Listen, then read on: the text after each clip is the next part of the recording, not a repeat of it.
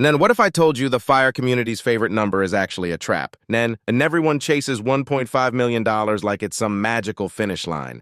But by the time you reach it, you'll have sacrificed something you can never get back. Nen, 15 years of your life. Nen.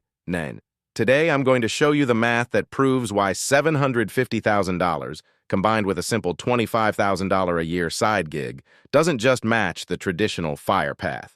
It actually beats it. And the reason comes down to something most FIRE purists completely ignore. But first, let's understand why the conventional wisdom is broken.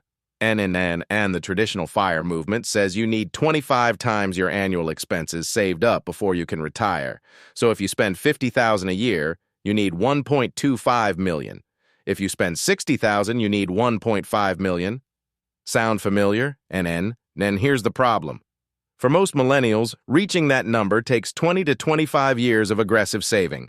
We're talking 50+% savings rates, maxing out every account, side hustles, barely traveling, eating rice and beans like it's a personality trait. And sure, the math checks out eventually. But what about the years you lose along the way? Your 20s and 30s are your prime years for experiences, relationships, adventure. You can't put those on hold for 2 decades and just pick them back up at 45. Trust me, your 45-year-old knees will not appreciate that backpacking trip the same way. So what's the alternative? Enter Barista FIRE. And more specifically, what I call the 750 sweet spot.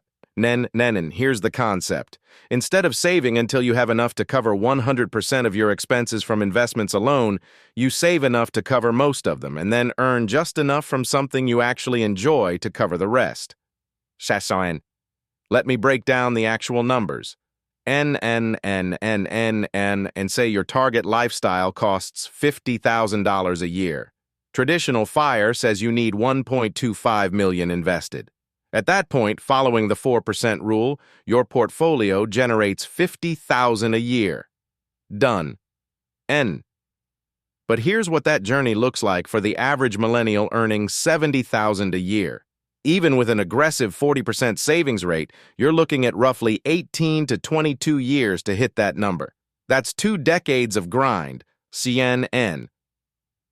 Now let's look at the Barista FIRE path. And you save until you hit $750,000. At 4%, that generates $30,000 a year from your investments. Then you earn $25,000 a year from a side gig or part-time work you actually enjoy. And 30 plus 25 equals $55,000. You've not only covered your expenses, you've got a $5,000 buffer. But here's the real kicker.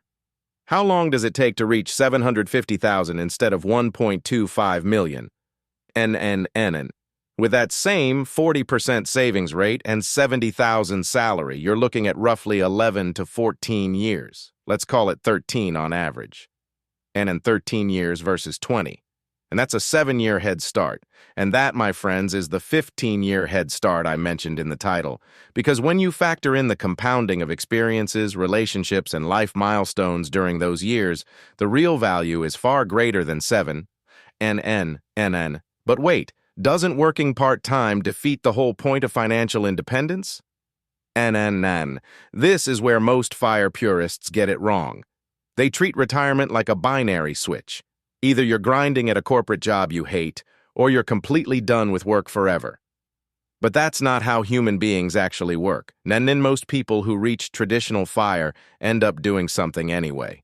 They start blogs, launch podcasts, volunteer, consult, pick up hobbies that somehow turn into income streams.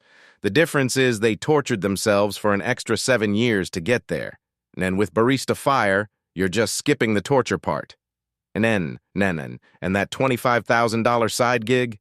It's not some miserable second job. Think about what you could do. Freelance writing, virtual assistant work, photography, teaching or tutoring online, social media management, selling crafts on Etsy, part-time work at a local business you actually like.